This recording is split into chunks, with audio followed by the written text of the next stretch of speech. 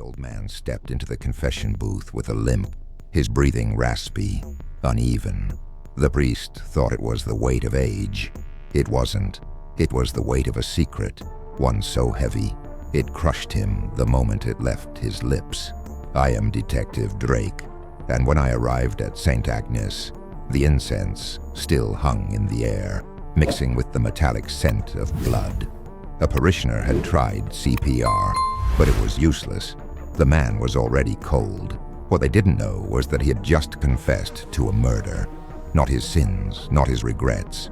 A cold, calculated killing, one no one had ever solved. I walked past the altar, into the booth. The priest was pale, lips trembling. He said he pushed her, that he watched her fall. A girl, a long-forgotten case. My gut told me I already knew her name. The church records gave me his name. Michael Hargrove, retired plumber, lived alone, quiet, a ghost in his neighborhood. But he wasn't always alone. 32 years ago, he lived with a woman named Grace, his sister.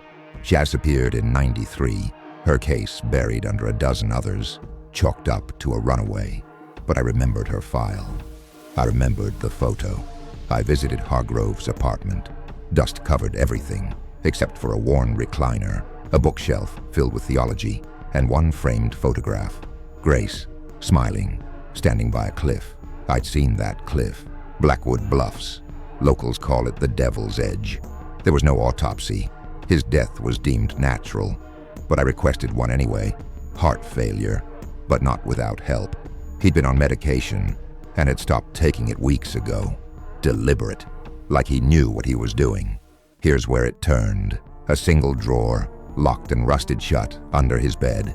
I pried it open. Inside, an old tape recorder and a letter. I couldn't live with it anymore. It read. I was jealous. She had plans to leave, to start over. I couldn't stand being left behind. So I followed her. She begged me to let her go. I did. After I pushed her, I played the tape. His voice cracked, trembling, but not from age. From truth. It wasn't just a confession. It was a release. There's a quiet kind of evil, the kind that doesn't scream or lash out. It waits. It festers. It hides behind smiles and shared meals until it finally demands to be seen. And sometimes it chooses the moment. Easter morning, he went to that booth to die.